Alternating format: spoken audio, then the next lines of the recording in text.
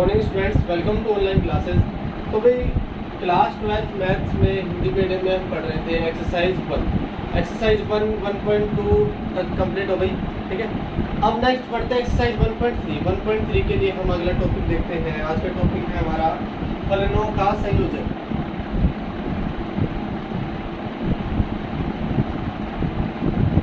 फलनों का संयोजन।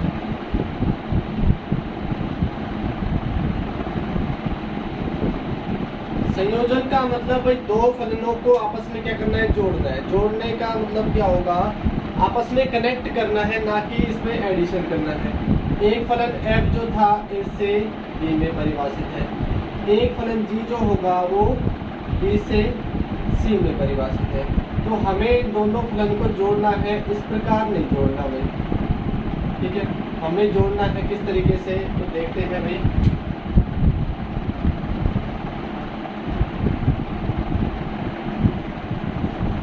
सबसे पहले इसकी परिभाषा देख लेते हैं।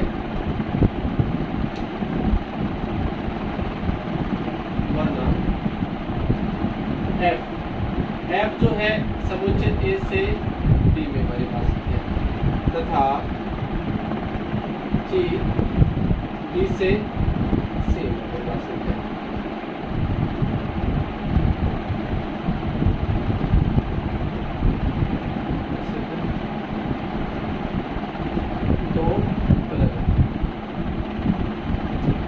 तब इनका संयोजन, तब f एवं g का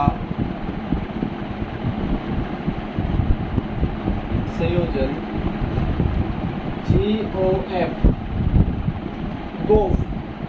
GOF द्वारा प्रदर्शित किया जाता है।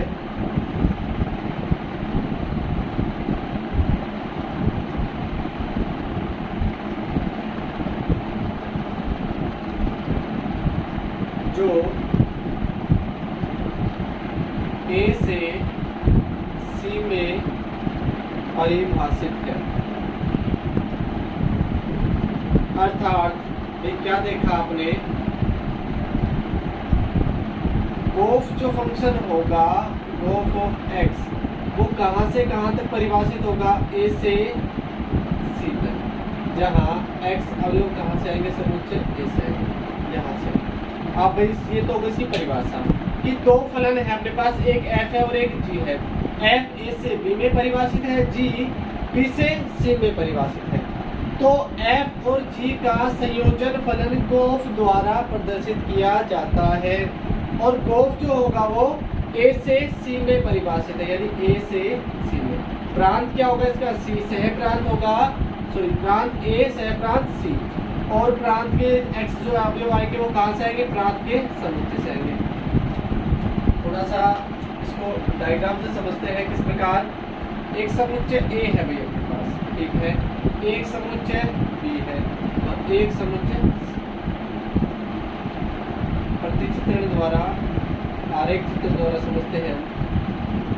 तो देखिए इसमें x अवयव आते हैं हमारे पास, ठीक है, और इसमें कैसे अवयव आएंगे भाई, y, और इसमें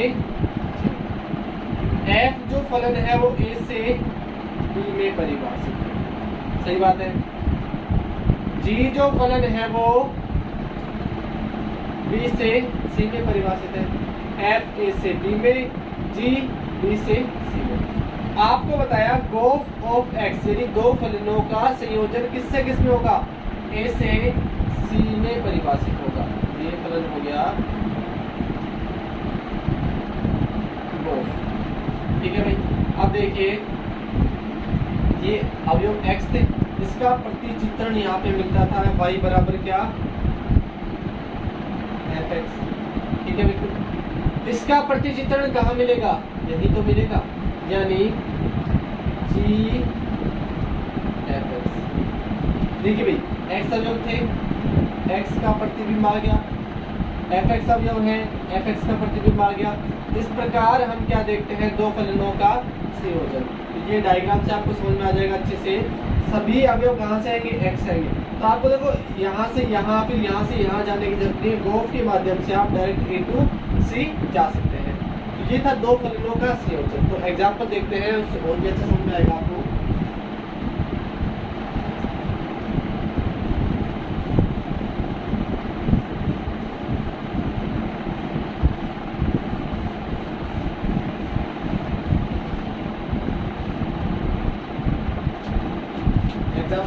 एक है,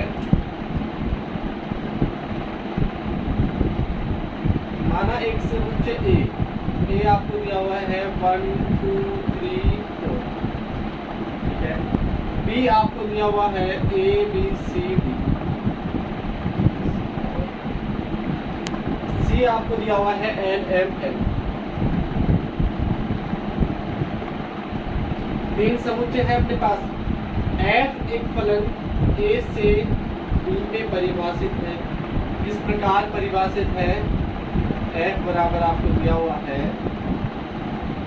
1a 2c 3b and 4a, ऐसा दिया हुआ है। अर्थात आप क्या कह सकते हो इसको, एफ ए, यानी F1 की वैल्यू क्या है अपने पास? A है। F2 की वैल्यू कितनी है? C है। F3 की वैल्यू कितनी है भाई? B है। और F4 की वैल्यू कितनी होगी? ये आपको दिया हुआ है। उसके बाद एक फलन G एवं फलन G जो है वो B से C में परिभाषित है। किस प्रकार? G बराबर आपको दिया हुआ है AL BL CM और DM, ऐसा। अर्थात GA की वैल्यू कितनी है अपने पास? L, GB की वैल्यू कितनी है? L, GC की वैल्यू कितनी है भाई? M, और GD की वैल्यू कितनी है? ऐसा आपको दिया हुआ है। पूछा क्या गया है? गोफ याद कीजिए, ठीक है भाई। गोफ याद करेंगे, किस प्रकार करेंगे देखते हैं। सबसे पहले F जो है वो A से B में परिभाषित है एवं G B से C में परिभाषित है। तब दोनों फलनों का संयोजन गोफ जो है वो किससे किस में परिभाषित होगा भाई? A2 पहली बात तो ये आ गई, ठीक है। उसके बाद गोफ ऑफ x को आप लिखते हो G is a function of fx। G जो फलन है किसका है? fx का फलन है, जहां x जो अवयव आएंगे वो कहाँ से आएंगे? इस समुच्चय A से। तो भाई समुच्चय A के प्रत्येक अवयव के लिए हमें क्या निकालना है? गोफ का मान निकालना है। समुच्चय A हमारे पास यह है 1 2 3 4, चारों अवयव के लिए गोफ का मान निकालेंगे। x बराबर आपने रखा 1, समुच्चय A में बिलोंग करता है भाई, ठीक है। तो g o f of 1 G is a function of F1। इस परिभाषा को देखते हुए भाई यहाँ पे x था तो यहाँ पे क्या आ गया? 1 आ गया, ठीक है जी। अच्छा F1 का मान हमने जो दिया हुआ है उसमें देखेंगे A दे रखा है। ये मैंने F1 की जगह क्या रख दिया? A। G A का मान कितना दे रखा है? L, तो ये कितना आ गया इसका मान? L आ गया, पहला मान आ गया। x इज इक्वल टू 2 पर, यानी x बराबर 2 पर, जो कि समुच्चय A का ही अवयव है। तो g o f of 2 G is a function of F2। तो भाई F2 का मान कितना है हमारे पास? C, यहाँ मैंने रखा C। और GC का मान कितना है? M, ये आ गया अपने पास M, दूसरा मान आ गया। x बराबर 3 जो कि समुच्चय A में बिलोंग करता है। तो g o f of 3 is equal to G is a function of F3। F3 की वैल्यू है B, तो मैंने रख दिया G, और GP की वैल्यू कितनी है भाई? L, ये आ गया अपने पास तीसरा। Last x is equal to 4 belongs to B। G o f of 4 is equal to G is a function of F4, ठीक है। अच्छा F4 का मान कितना है हमारे पास? F4 f1 की जगह मैंने a रख दिया। a की वैल्यू कितनी है l, f1 की वैल्यू भी कितनी थी a थी, f4 की वैल्यू कितनी है, ये वापस से क्या गया तो भाई गोफ का मान आ गया। तो आप लिखोगे गोफ इज इक्वल टू क्या है, किस प्रकार आपने 1 रखा तो कितना आया l आया, 1 रखने पर l आया, 2 रखने पर m आया, 3 रखने पर l एंड 4 रखने पर भी क्या आया l। तो ये क्या निकाल दिया आपने गोफ। इस प्रकार आपको क्या करना था, गोफ दो फंडों का संयोजन ज्ञात करना है। ये क्वेश्चन आपको दिया हुआ है। सबसे पहले f a से b में परिभाषित था, g b से c में परिभाषित था। गोफ जो होगा दो फंडों का संयोजन, f और g का संयोजन a से c में परिभाषित होगा। गोफ ऑफ x किस प्रकार परिभाषित होगा, ये भाई डेफिनेशन है फंक्शन की, इसको आपको अच्छे से देखनी है। G o f of x is equal to क्या लिखते हैं, g is a function of fx, जहाँ x जो एलिमेंट आते हैं वो कहाँ से आते हैं, समुच्चय a से, पहले वाले से, ठीक है। तो a समुच्चय के 4 अवयव थे, 1 2 3 4, यहाँ अगर 2 अवयव होते तो 2 के लिए निकालते, 5 होते तो 5 के लिए निकालते। जितने भी अवयव होते हैं उतने के लिए गोफ का मान निकल जाता है, x बराबर 1 के लिए, 2 के लिए, 3 के लिए और 4 के लिए। इस प्रकार से आपको निकलता है।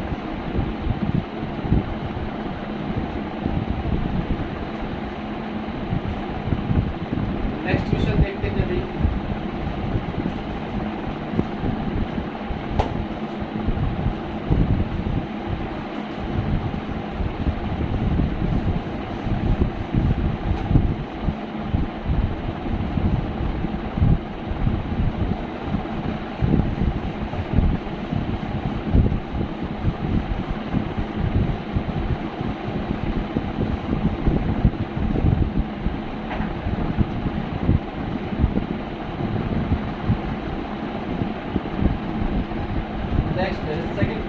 एग्जाम्पल समझ रहे हैं इस टॉपिक के बारे में। नेक्स्ट एग्जाम्पल देखते हैं। यदि f एक फलन f है वो r से r यानी वास्तविक संख्याओं के समुच्चय से वास्तविक संख्याओं में परिभाषित है, और किस प्रकार है, fx बराबर आपको दिया हुआ है x², ठीक है। एवं एक फलन g आपको दिया हुआ है r से r में, वो किस प्रकार है, gx बराबर आपके पास है cos x, ठीक है। आपको क्या करना है, गोफ और फोक ज्ञात कीजिए।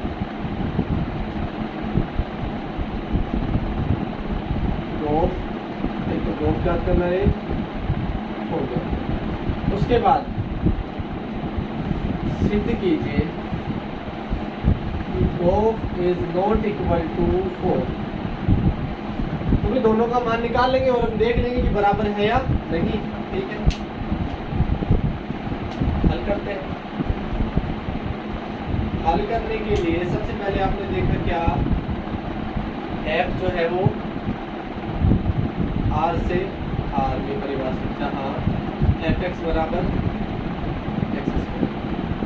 g जो है वो r से r में परिभाषित है, जहाँ gx बराबर क्या दिया हुआ है, cos x। तो गोफ जो होगा वो किससे, a से b, b से c, तो वापस a से c यानी ये भी r से r में परिभाषित होगा। इस प्रकार होगा कि गोफ ऑफ x को आप क्या लिखोगे, g is a function of fx, ठीक है। सोल्व करते हैं इसको थोड़ा सा और आगे। fx का मान कितना दे रखा है आपके पास, x²। gx², जहाँ पे x लिखा जाता है वहाँ पे क्या है हमारे पास अब x²। तो gx बराबर क्या होता है, cos x। तो यहाँ x² कर दो तो यहाँ भी क्या हो जाएगा, x²। तो ये आ गया cos x², ठीक है। ये तो गोफ का मान आ गया। फोक जो होगा इससे इसमें और इससे इसमें, यानी इससे इसमें आप जाओगे तो वो r से r ही है, कोई दिक्कत नहीं है। फोक ऑफ x भाई सेम लिखना है, f is a function of gx, ठीक है। यहाँ पे गोफ था तो g is a function of fx, हो गया तो f is a function of gx। f ऐसे कैसे, gx का मान क्या है हमारे पास, gx का मान है cos x, मैंने लिख दिया। अब ये वापस क्या बन गया, fx बन गया। देखो fx का मान कितना था, x², F cos x, x की जगह आप कोस एक्स रखोगे तो क्या आ जाएगा कोस स्क्वायर, ठीक है, यानी कोस एक्स का होल स्क्वायर लिख दो या फिर कोस स्क्वायर एक्स लिख दो। इसमें और इसमें फर्क है क्योंकि यहाँ पे थीटा का स्क्वायर हो रहा है, यहाँ पे कोस का स्क्वायर हो रहा है, तो ये दोनों के दोनों क्या है अलग अलग है। तब आपने क्या निकाला गोफ इज नॉट इक्वल टू, यही तो आपको सिद्ध करना था। सबसे पहले पूछा गया था गोफ निकालो फिर निकालो फ्लो, हमने निकाल दिया गोफ और फिर फ्लो, और दोनों को देखा आपने कि दोनों क्या है बराबर नहीं है, बराबर नहीं है तो नॉट इक्वल टू गोफ इज इक्वल टू फ्लो, तो ये आपको प्रूफ करना था। नेक्स्ट क्वेश्चन देखते हैं।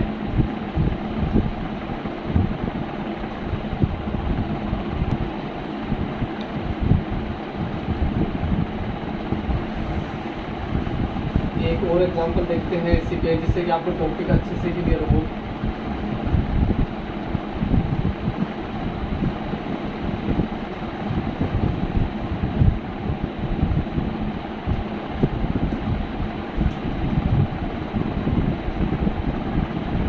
यदि f जो है एक फलन है a से a में परिभाषित एवं g वो भी a से a में परिभाषित, ठीक है, जहाँ समुच्चय a आपको क्या दिया हुआ है 1 2 3 4, ठीक है, 1 2 3 4 5 दिया हुआ है, और आपको क्या दिया हुआ है f1 की वैल्यू, f1 की वैल्यू 3, f2 की वैल्यू 5, f3 की वैल्यू 3, f4 की वैल्यू 1, f5 की वैल्यू 2, ऐसे दे रखा है। एवं g1 की वैल्यू आपके पास है 4, g2 की वैल्यू है आपके पास 1, g3 की वैल्यू है 1 और g4 की वैल्यू है 2, g5 की वैल्यू है 3। याद क्या करना है गोफ और दोनों चीजें आपको क्या करनी है ज्ञात करनी है। तो ज्ञात करेंगे दोनों चीजें किस प्रकार, f a से b में एवं g, सॉरी यहाँ पे a से a में ही है, g भी क्या होगा a से a में, तो भाई तब हम क्या कह सकते हैं गोफ भी क्या होगा a से a में ही होगा, एवं गोफ भी क्या होगा a से a में, ठीक है। सबसे पहले बात आती है g o f of x, g is a function of fx, जहाँ x कहाँ से आएंगे समुच्चय a से आएंगे, तो समुच्चय A के लिए सारे अवयव के लिए गोफ निकालना है। समुच्चय अपने पास क्या है 1 2 3 4 5, पांचों अवयव के लिए क्या निकालना है गोफ का मान। तो आप रखते जाओगे इसमें सबसे पहले x बराबर आपने रखा 1, x बराबर 1 जो है समुच्चय A से बिलोंग करता है, ठीक है। आपको निकालना है g o f of 1, g is a function of f1, f1 की वैल्यू कितनी है आपके पास 3, g और g3 की वैल्यू कितनी है भाई 1, आ गया मान। x इज इक्वल टू 2 के लिए निकाल लीजिए गोफ of 2, g is a function of f2, तो भाई f2 का मान बताइए 5, तो ये आ गया g5, और g5 अपने पास है 3, सेकेंड वैल्यू आ गई। x बराबर आपने रखा 3, बिलोंग्स टू सेट A, तो गोफ ऑफ 3 आपके पास है g is a function of f3, f3 की वैल्यू है 3, ये आ गया g, और g3 की वैल्यू कितनी है 1, ठीक है भाई। उसके बाद x बराबर 4 के लिए बिलोंग्स टू सेट गोफ of 4, g is a function of f4। f4 का मान कितना है आपके पास 1, तो g और अंदर क्या आ गया 1, और g1 की वैल्यू है 4।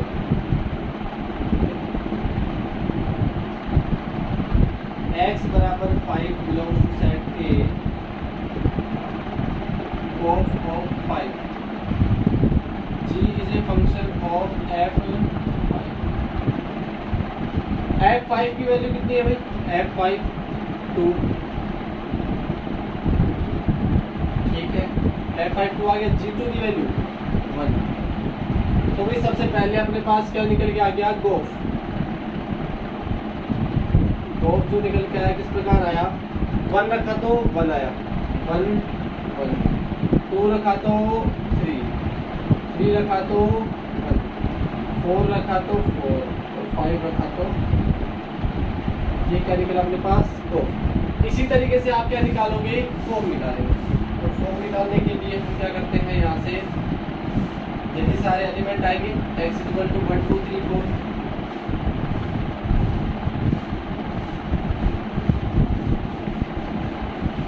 अच्छा यहाँ पे जो है गोफ की जगह क्या हो जाएगा, 4 हो जाएगा। 4 of x = f is a function of gx, ठीक है। जहाँ x मतलब x का मान 1 रखा तो आपको क्या निकालना है, 4 of 1, f is a function of g1। सबसे पहले g1 का मान बताएंगे 4, तो ये f बाहर है, और f4 की वैल्यू कितनी आ गई, x = 2 यानी 4 of 2, f is a function of g2। g2 की वैल्यू है अपने पास 1, g2 की वैल्यू कितनी होगी 1, यानी f1, f1 की वैल्यू 3, ठीक है। x = 3 यानी 4 of 3, f is a function of g। अच्छा भाई g3 की वैल्यू कितनी है 1, ये भी कितना आ जाएगा f1। f1 की वैल्यू भी आपने निकाली थी 3। x बराबर 4 पर 4 of f is a function of g4। तो भाई g4 की वैल्यू है अपने पास कितनी 2, f2 की वैल्यू है 5। नेक्स्ट है x बराबर 5 के 4 of 5, f is a function of g5। g5 की वैल्यू 3, f3 हो गया, और f3 की वैल्यू कितनी है 3। तो भाई पांचों अवयवों के लिए अपने पास मान आ गए। अब आपने क्या निकाला है, फॉर्म निकालना है।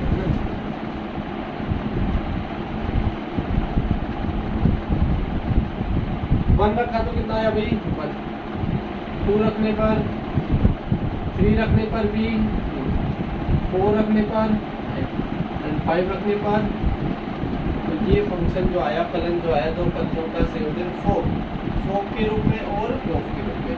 इस प्रकार से आपको क्वेश्चन जो है वो सॉल्व करने हैं। फलनों का संयोजन जो है वो आपने देखा। अगले वीडियो में हम देखेंगे कि किसी भी फलन का व्युत्क्रमण, ठीक है, inverse function. Thank you guys.